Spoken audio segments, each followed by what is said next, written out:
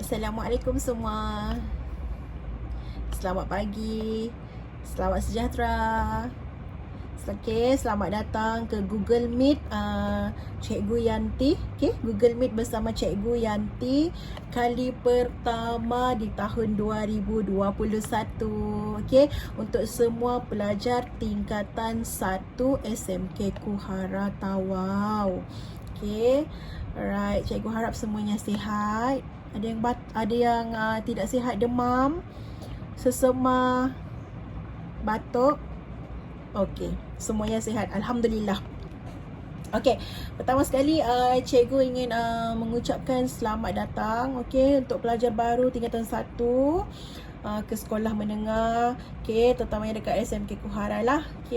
So dekat SMK Kuhara yang ajar saya salah satu daripadanya ialah cikgu sendiri.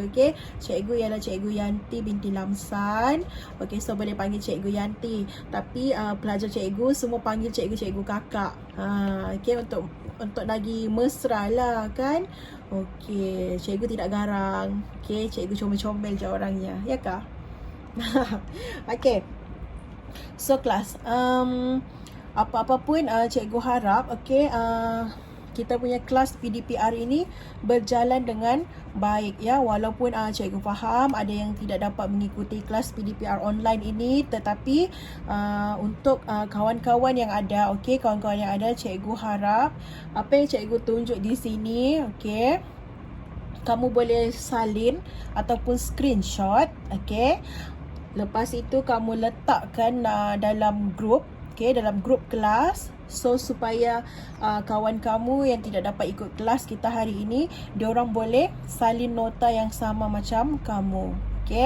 Cikgu harap sangat dekat semua kawan-kawan yang ada ni kan, yang pelajar yang ada yang dapat mengikuti PDPR online kita hari ini, untuk screenshot, screenshot dan letak di dalam grup supaya kawan kamu yang tidak boleh mengikuti PDPR online dapat salin nota sama macam kamu yang kita belajar hari ini. Boleh kan? Bagus. So kelas, ini ialah sains tingkatan 1. Subjek kita hari ini ialah sains tingkatan 1 dan kita akan masuk ke bab 1. Bab 1 iaitu pengenalan. Yang ini pengenalan kepada penyiasatan saintifik. Apa itu penyiasatan saintifik kelas? Ada siapa-siapa yang tahu? Semua senyap kan? Yalah, semua senyap. Tak tahulah tu. So kita punya subtopik yang ini 1.1, sains adalah sebahagian daripada kehidupan seharian kita.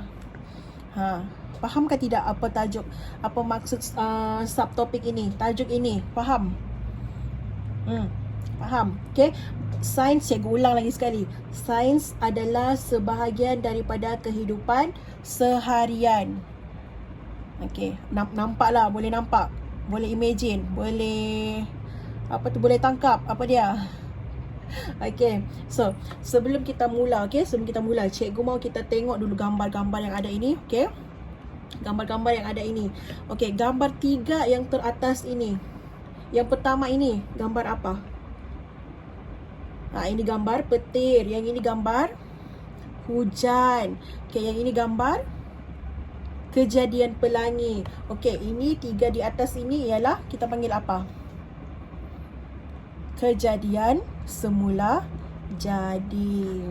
Kejadian semula jadi ataupun fenomena alam. Fenomena alam semula jadi. Yang ini ialah sekarang kita pergi ke gambar 3 yang di bawah ini pula. Yang pertama ini ialah gambar makanan. Yang ini gambar bangunan. Yang ini gambar yang depan tu apa? Depan tu telefon.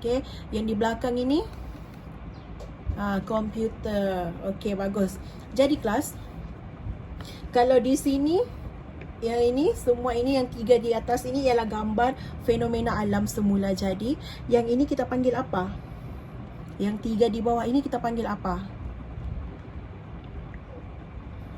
Okey. So yang 3 ini okey kita panggil ialah pembuatan daripada manusia. Kenapa pembuatan dari manusia, cikgu? Okey, soalan kan. Jadi kenapa? Okey, makanan ini dimasak oleh kita kan, manusia.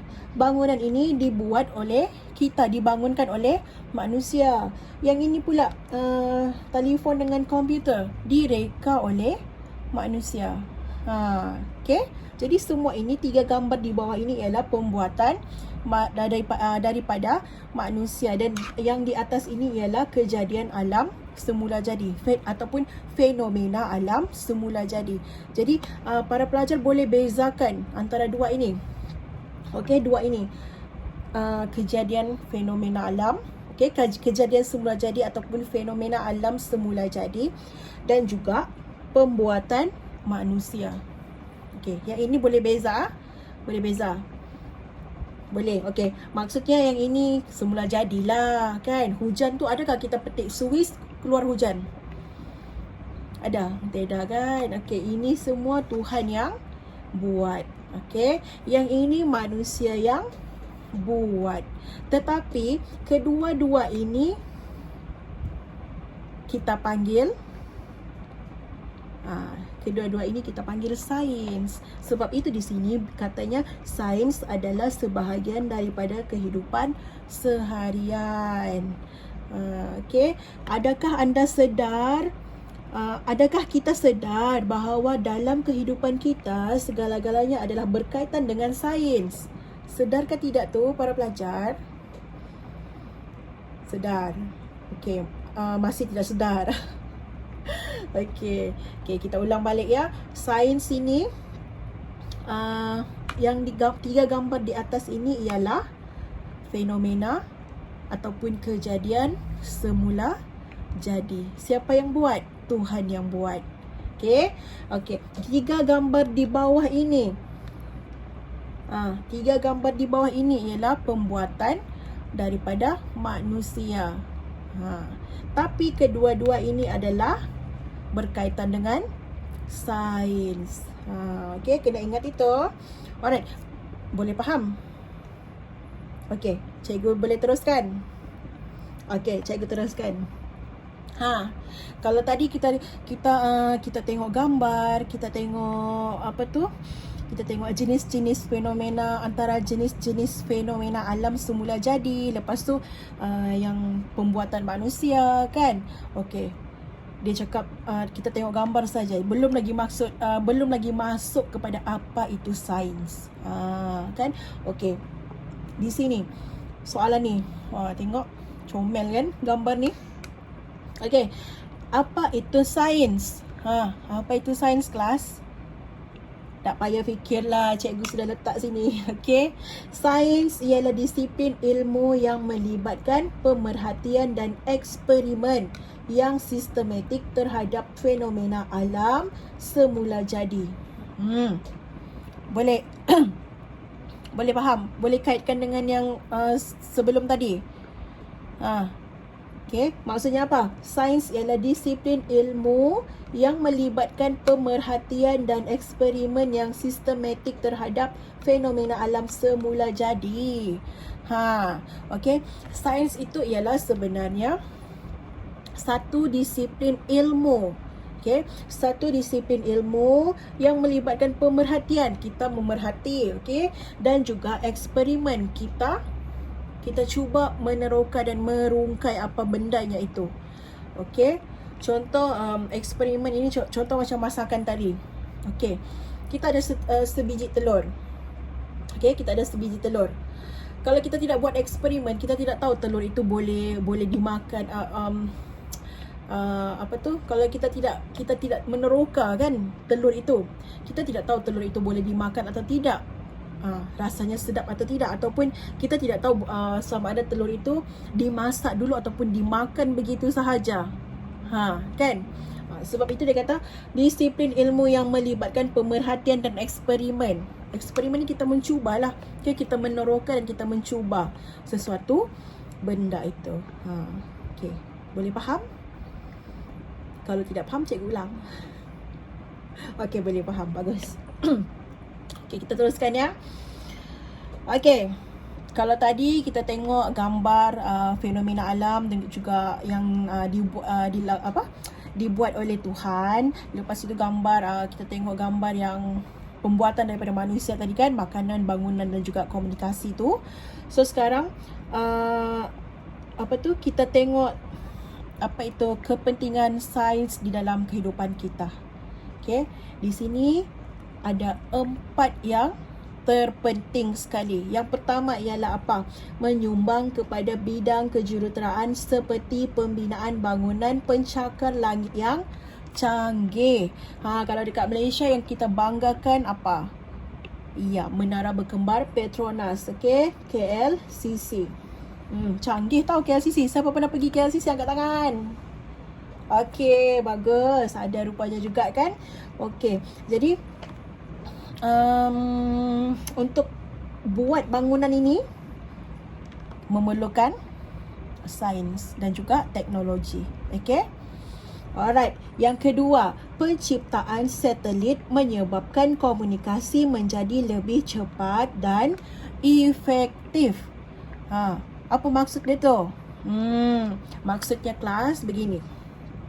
Kalau zaman dulu, sebelum ada teknologi ataupun sebelum manusia ni lebih meneroka tentang sains kan, kita punya komunikasi terhad. Okey, macam mana terhad ni? Yang terhadnya begini. Kalau cikgu mau hantar surat dengan kamu guna burung, lambat kan sampainya? Itu pun kalau sempat sampai. Kalau burung tu macam mencari-cari lagi di mana rumah kamu, susah kan? Jadi disebabkan sains dan teknologi ini membantu kita dari segi ini penciptaan satelit menyebabkan komunikasi menjadi lebih cepat dan efektif. Kita boleh berhubung walau di mana sahaja pun. Kita boleh berhubung. Macam sekarang kan, kita berhubung. Cikgu di rumah cikgu, kamu semua di rumah kamu. Kenapa kita begini? Cikgu mau tanya pula, kenapa kita begini? Kenapa kita melakukan PDPR? Kena ingat sebab negara kita sedang menjalankan PKP, menjalankan PKP di mana kita semua kena duduk di rumah untuk menyekat rantaian pandemik COVID-19. Yang itu pun termasuk juga tu. Nanti ada kita cerita lagi di sini. Okey. Yang itu termasuk dalam yang seterusnya nanti. Okey. So, jadi untuk komunikasi ini kelas, okey, tanpa ada telefon, tanpa ada laptop, komputer, internet apa semua ni, kita tidak akan dapat berhubung. Dan PDPR kita yang sekarang ini mungkin tidak dapat dilakukan ataupun dijalankan lah. Jadi kalau ada macam masalah begini, kita akan mengalami kesukaran untuk belajar. Nampak tidak? Nampak tidak kelas kepentingan sains itu di mana? Seharian ya kelas, kehidupan seharian kita semuanya melibatkan sains dan teknologi. Okey. Cikgu teruskan ya. Yang seterusnya ialah yang ini. Meningkatkan hasil tanaman dengan penemuan baja, racun serangga dan penggunaan kaedah hidroponik. Kelas, dulu-dulu mak bapak kita atau nenek kita kan, kalau tanam-tanam sayur, tanam-tanam bunga ataupun pokok ke apakah, mesti guna tanah, betul tidak? Guna tanah kan. Sekarang ni kelas senang, kita pakai ini saja. Isi air dalam tu, letak baja, letak nutrien, letak apa lagi? Letak racun serangga, hiduplah kita punya sayur. Pokok-pokok kita hidup. Okey. So, ini yang dinamakan kaedah hidroponik. Macam mana kita dapat kaedah hidroponik ini? Kerana dengan adanya sains. Okey, dengan adanya penerokaan dan eksperimen. Okey, itulah sains. Okey, yang seterusnya kelas, penemuan vaksin dan antibiotik dalam bidang perubatan membantu mengawal penyakit berjangkit dan mengurangkan kadar kematian. Ni yang cikgu cakap tadi. Ini yang cikgu cakap tadi pasal pandemik COVID-19 tu. Okay, kenapa kita disuruh berada di dalam rumah, sentiasa berada di dalam rumah, sentiasa dalam keadaan bersih? Sebab kita masih menunggu, okey, kita masih menunggu vaksin yang dihasilkan untuk diberikan kepada semua rakyat Malaysia. Jadi tugas kita sebagai rakyat Malaysia kena duduk di rumah untuk menghentikan rantaian pandemik COVID-19. Okay, so dengan adanya sains, dengan adanya sains dan teknologi, penemuan vaksin dan antibiotik dalam bidang perubatan dapat membantu mengawal penyakit berjangkit. Okey, apa itu contoh-contoh penyakit berjangkit? Ialah pandemik COVID-19 lah, kan? Dan mengurangkan kadar kematian. Kelas, kalau kita dapat vaksin, kita boleh mengurangkan kadar kematian yang disebabkan oleh pandemik COVID-19. Okey? Itulah. So, kepentingan sains ini ada 4 yang terpenting. Yang pertama tadi apa? Okey, yang pertama tadi ialah tentang apa dia? Pembangunan. Okey, menyumbang besar dalam bidang pembangunan. Yang kedua ialah komunikasi. Okey, menyumbang besar juga kepada komunikasi, sains dan teknologi itu. Okey, yang ketiga ialah dalam kita punya pertanian. Okey, pertanian sangat penting ya kelas. Okey, sebab dari sinilah kita dapat kita punya sumber makanan. Okey, yang seterusnya ialah haruslah perubatan. Okey, ini pun sangat penting. Okey, perubatan. Sebab itu sains memang sangat penting dan memang adalah sebahagian daripada kehidupan kita. Okey, itulah dia kepentingan sains. Okey, boleh cikgu teruskan? Okey, alright. So, bidang sains kelas. Okey, bidang sains ada terbahagi kepada beberapa lah. Yang pertama ialah fizik. Apa itu fizik? Fizik ialah kajian tentang tenaga dan kesannya terhadap jirim. Okey, apa contoh pekerjaannya ialah jurutera tenaga elektrik yang macam kamu tengok ni. Okey, dia akan mengkaji tentang tenaga dan kesannya terhadap jirim. Ini macam tenaga elektrik lah. Okey. Seterusnya, bidang biologi, kajian tentang benda hidup. Apa contoh pekerjaan di dalam bidang ini? Contohnya ialah zoologi, ahli botani, juga ahli mikrobiologi. Tahu apa itu ahli ni zoologi apa? Okey, zoologi zoo lah. Zoo kan berkaitan dengan zoo. Bila sebut zoo berkaitan dengan haiwan. Yang ni haiwan lah, kan? Okey, ahli botani. Botani ini adalah melibatkan tumbuh-tumbuhan. Jadi ahli botani ini adalah dia mengkaji tentang tumbuh-tumbuhan. Okey. So, ahli mikrobiologi ni pasal inilah selain yang kita nampak ni, ada juga benda hidup yang sangat kecil, halus yang kita tidak nampak. Contohnya apa? Virus. Kan? Virus apa? Pandemik COVID-19. Kan sangat dekat. Memang kita akan mengulas tentang COVID-19 saja. Memang kita akan kaitkan dengan COVID-19 pada waktu sekarang ini kelas ya. Okey. Seterusnya, kajian tentang bidang sains seterusnya ialah kimia. Okey, kajian tentang jirim dan tindak balas yang berlaku. Contoh pekerjaannya ialah farmakologi dan juga ahli forensik. Ahli forensik ni kamu mesti selalu dengar kan? Yang ni lah ya, yang selalu dikaitkan dengan siasatan jenayah lah, pembunuhan, contoh. Okey. Alright, seterusnya kelas. Bidang geologi, kajian tentang batuan, benih, tanah dan juga mineral. Contohnya ialah geokimia, geomorfologi dan juga geofizik. Okey, bila menyebut pasal geologi ini, ianya adalah tentang batu-batuan. Okey,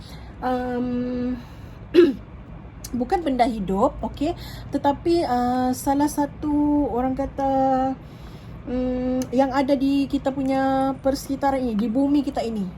Okey, batu-batuan memang ada, okey. Memang adalah di mana-mana pun memang ada batu kan. Okey, benih, tanah dan juga mineral, okey. Yang inilah, okey. Yang ini. Gambar ni kamu tengok. Kajian tentang batu. Seterusnya kelas, bidang astronomi, kajian tentang planet, bintang dan juga objek lain dalam alam semesta. Contohnya ialah astrofizik dan juga astronomi. Kelas macam kita punya angkasawan negara Dr. Sheikh Muzaffar Syukur, itu kita punya astronomis lah kan, kita punya kita punya angkasawan. Okay, salah seorang yang mengkaji tentang planet, bintang dan juga objek lain dalam alam semesta. Okay, macam menarik kan? Itu dia. Okey, yang seterusnya ialah meteorologi, iaitu kajian tentang perubahan cuaca dan juga iklim. Apa contohnya ialah contoh pekerjaan ialah hydrometeorologi. Yang ini, okey, yang ini ramalan kaji cuaca. Okey kelas. Alright. Okey, sampai di sini faham. Ada siapa-siapa yang tidak faham ataupun cikgu cakap laju? Kalau cikgu cakap laju, cikgu boleh ulang semula. Ada yang tidak faham? Yang tidak faham angkat tangan. Okey. Betul. Okey, alright. Cikgu teruskan ya. Okey, tengok. Sengajalah cikgu ni kan, cikgu letak cikgu tutup. Okey. Siapa boleh bagi sekarang ni apa? Kerjaya dalam sains.